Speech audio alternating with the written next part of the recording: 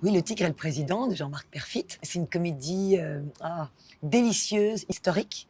On y apprend plein de trucs, populaire, mais je trouve dans le meilleur sens du terme.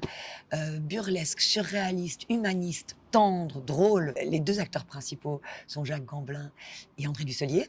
Jacques Gamblin incarne Paul Deschanel, le président Paul Deschanel, qui n'est resté président que 7 mois en 1920. Et qui, à l'issue de son mandat, est tombé du train. Donc il y a une énorme légende autour de ça. Et André Dussolier, qui lui joue Clémenceau. Cinévox. C'est une comédie historique et politique. Ah oui, très politique, parce que Paul Deschanel était un homme hyper avant-gardiste, humaniste. Il se battait pour ses idées, il avait des idées grandioses, mais des idées qui faisaient bouger les lignes, qui voulaient vraiment changer la vie sociétale. Donc par exemple, il s'est battu pour, c'est quand même en 1920, hein, le droit de vote pour les femmes, le revenu universel, l'abolition de la peine de mort, les vacances pour tous. Il était contre le traité de Versailles, donc forcément le grand ennemi de Clémenceau. C'était un grand visionnaire qui avait des idées incroyables, qui avait du mal à les mettre en fonction. Et du coup, qui avait beaucoup d'ennemis et qui se sont débrouillés pour le plonger dans un ridicule infini et ça a causé sa perte en fait. Germaine Deschanel, c'est un personnage très très touchant et très fort, je trouve très puissant parce que c'est une femme, il faut rappeler qu'on est en 1920, donc elle est 2 pas derrière son mari en public.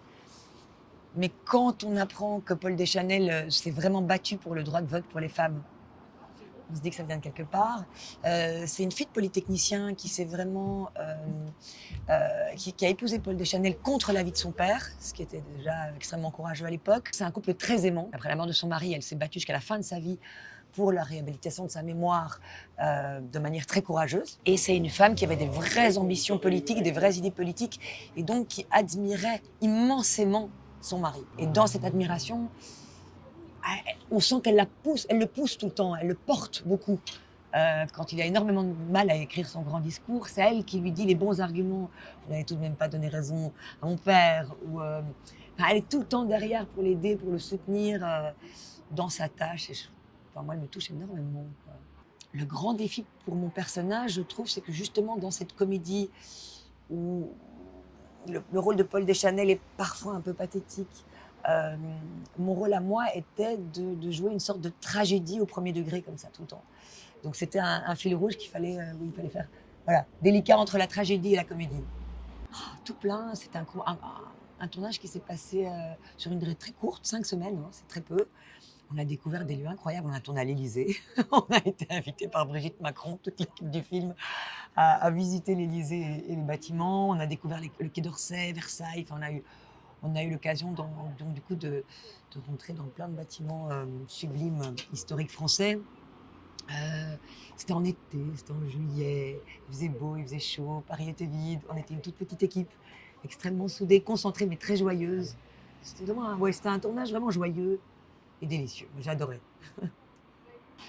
Bientôt va sortir le film de Delphine Le Hérisset, Last Dance, avec Berléand, qui a obtenu le prix du public à Locarno, c'est vraiment super chouette. J'ai une série aussi qui s'appelle La forêt des disparus, qui va sortir en automne. Il y a une série Netflix, Braqueur saison 2, avec Samy Bouajila, de Julien Leclerc, qui je pense va sortir après Noël. Et pour le moment, je suis en train de tourner, j'ai la chance de tourner une série Arte.